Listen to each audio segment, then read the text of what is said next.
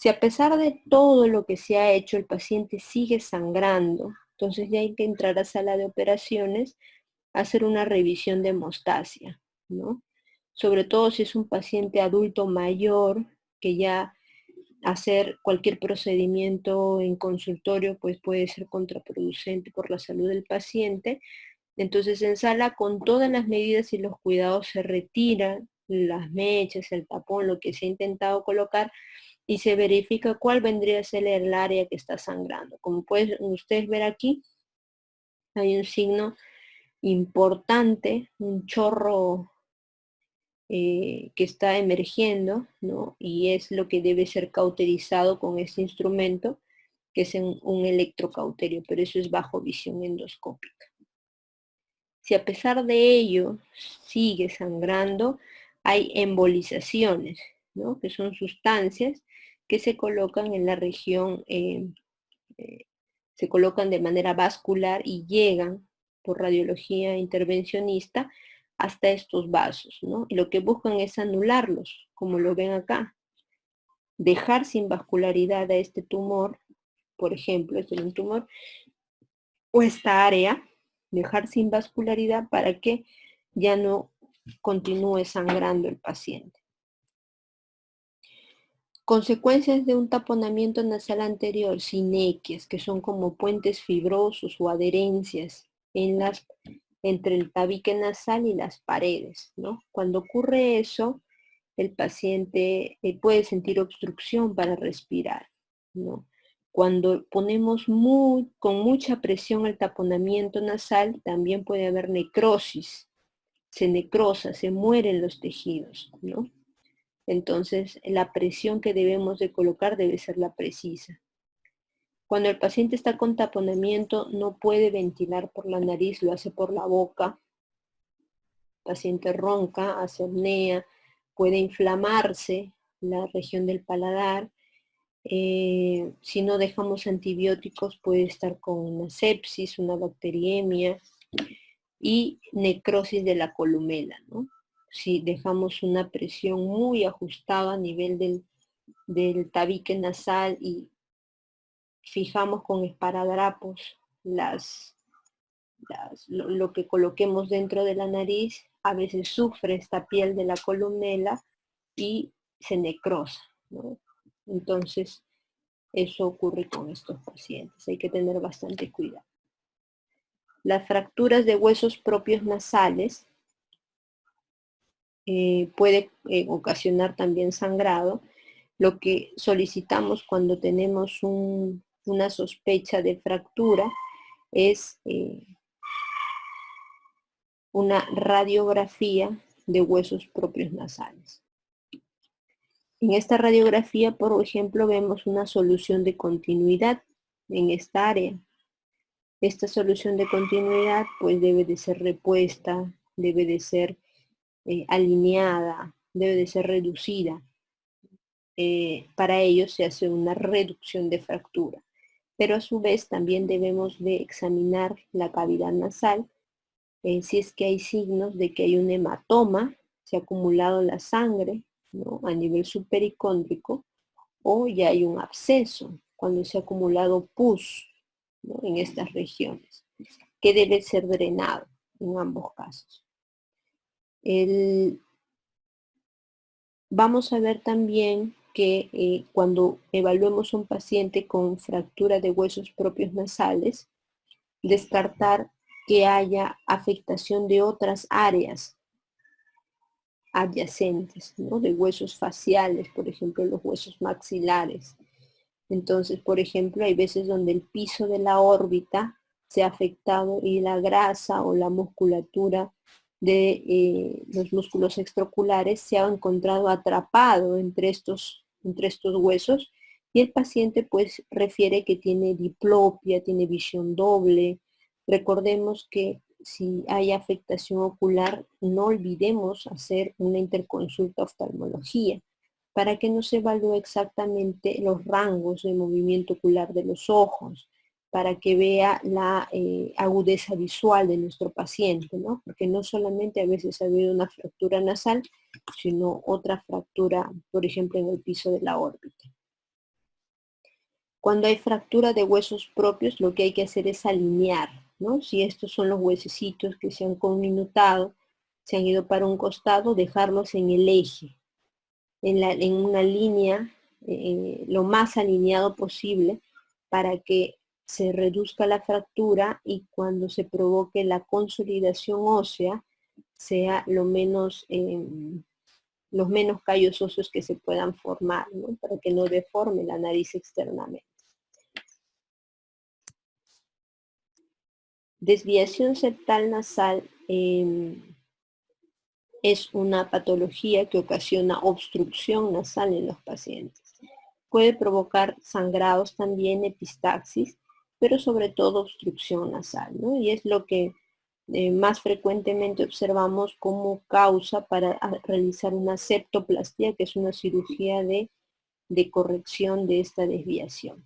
Si lo vemos en una tomografía, esta es una evaluación endoscópica, pero si lo vemos en una tomografía, observamos acá la desviación y cómo esta desviación afecta los flujos de aire que hay en la nariz y se inflaman las celdillas etmoidales en este caso y me provoca una sinusitis, ¿no? En algunos casos las desviaciones pueden provocar sinusitis y con más razón estaría indicadas la intervención quirúrgica. La rinosinusitis alérgica, ¿no? A nivel del examen físico, y esto lo han preguntado, va a tener, lo que vamos a observar es un aumento de volumen de los cornetes, ¿no? Se observa palidez en estos, la mucosa se puede observar pálida y se encuentran turgentes. ¿Qué aqueja el paciente? El paciente aqueja estornudos a repetición, prurito nasal, le pica la nariz, siente que la sensibilidad a los olores ha disminuido, lo siente obstruido y mucosidad. Es una rinorrea transparente, líquida, muy fluida por la nariz que no tiene mal olor. Puede desencadenarse estas crisis alérgicas cuando han estado expuestos a ciertos alergenos, pelo de los animales, ácaros ambientales o alguna sustancia química que el paciente sea muy reactivo. A diferencia de la rinosinusitis aguda, pues lo que observamos es endoscópicamente no palidez, sino una congestión, una hiperemia de toda la mucosa con secreción purulenta. Hay pus, ¿no? Hay secreción purulenta.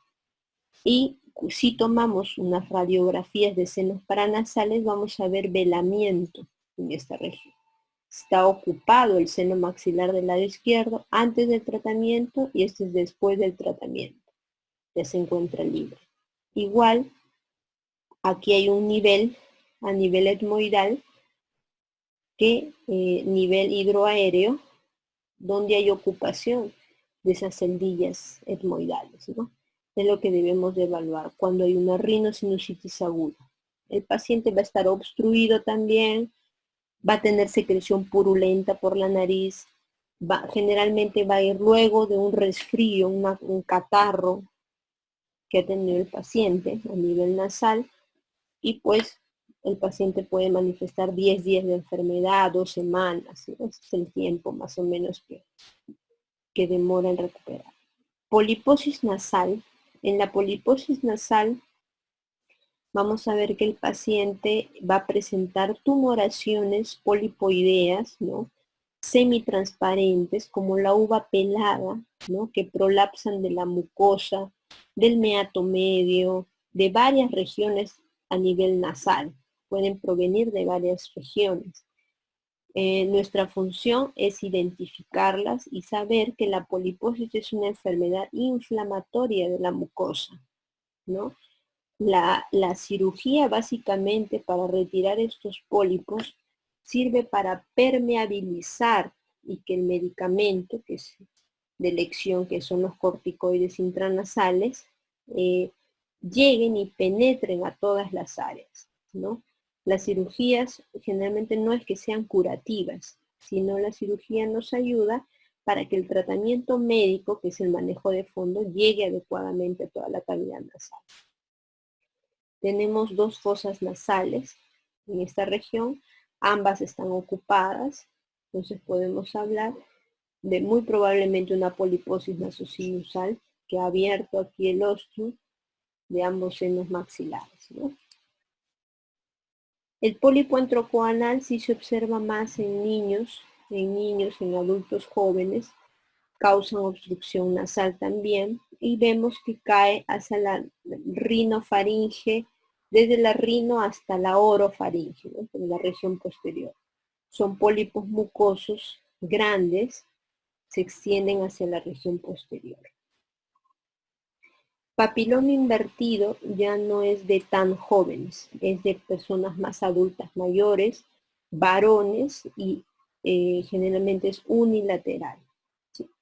Lo que vemos en la endoscopía nasal es una tumoración que tiene áreas fibrosas, ¿no? Fibróticas, opacas, irregulares, con un aumento de volumen en la región inflamatoria, ¿no? Y aquí vemos cómo ha ocupado todo el seno maxilar derecho y ha protruido hacia la cavidad nasal. El paciente puede también referir que tiene episodios de sangrado esporádicos. Tumores nasosinusales, como los que observamos en un melanoma maligno, ¿no? Tumores típicos, carcinomatosos, adenocarcinomas, linfomas o melanomas, como en este caso, también tenemos que sospecharlo si es un paciente que tiene una secreción, dolor unilateral, si tiene obstrucción, ¿no? Debe alertarnos que ha ocurrido algo así. Infecciones micóticas profundas, como la mucormicosis, ¿no? En este caso, pues se ha identificado el Rhizopus arricius. Son enfermedades crónicas donde pues este hongo invade, ¿no? Es invasivo, tejidos blandos, óseos, nervio, puede llegar a la cavidad ocular. Es a veces, por más que se deja el tratamiento adecuado, puede recidivar, ¿no? Con el paso de los años. El paciente es un paciente crónico que siempre está viniendo a la consulta, donde se le realizan limpiezas periódicas de la cavidad que se ha intervenido, que hace como un forado el hongo a nivel nasal, ¿no? Internamente. Entonces uno comienza a limpiar y salen secreciones purulentas, malolientes. Los tumores en el cabum, ¿no? Son de un tiempo de enfermedad bastante larvados, ¿no? Su forma de inicio también es bastante lenta. Muchas veces cuando ya se descubren, porque se ha diseminado, ya la enfermedad ha avanzado, ¿no? ¿Por qué? Porque este se va a diseminar por varias vías, ya sea directamente linfática o hematógena. Si se invade directamente, puede ir a nariz, a faringe, a región esfenoidal, ¿no? A las vértebras cervicales, linfáticas, ganglios linfáticos cervicales superiores, ¿no? Por eso siempre es bueno palpar a nivel cervical si hay alguna adenopatía que ya está media sospechosa, media pétrea, hematógena hacia columna cerebral, pulmón e hígado, ¿no? Siempre sospecharlo en esos casos. El nasoangiofibroma, que ya lo habíamos mencionado, es un tumor que no es un cáncer, pero tiene un comportamiento muy invasivo. Este comportamiento invasivo hace que llegue a base de cráneo, llegue a fosa pterygomaxilar, llegue a estructuras vasculares o nerviosas que ponen en riesgo la vida del paciente, porque también los sangrados son profusos en esta área. Tiene un componente vascular, un componente fibrótico, más frecuente en varones jóvenes, púberes, y como diagnóstico diferencial tenemos hemangiomas, pólipos, carcinomas, quistes, hemangiopericitomas, rhabdomyosarcomas y cordomas.